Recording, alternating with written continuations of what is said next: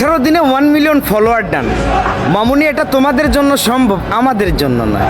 কারণ পাবলিক তোমাদেরকে ফলো করে তোমাদের শরীরের রিভিউ দেখে। আমাদের তো আর তোমাদের মতো শরীর নাই, তাহলে পাবলিক আমাদেরকে কি করে ফলো করবে বলো? আব্দুল কাদের জিলানী রহমতুল্লাহ আলাই, উনি মায়ের গর্ভে থাকতে 18 পারা কোরআনের হাফেজ হয়েছিলেন। কারণ ওনার আম্মা ফাতেমা নিজে 18 পারা কোরআনের হাফেজা ছিলেন। তাই ওনাকে গর্ভে রেখে সকাল সন্ধ্যায় রাইতে দিনে প্রত্যেকটা নামাজের রাকাতে উনি কোরআন তিলাওয়াত করতেন।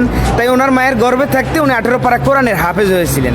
অপরদিকে আপনার আম্মায় আপনাকে গর্ভে রেখে সকাল সন্ধ্যায় টিকটক দেখতেন, টিকটক খাইতেন, টিকটক পড়তেন। তাই তো আপনি জন্মগতভাবে একজন সফল টিকটকার হয়েছেন।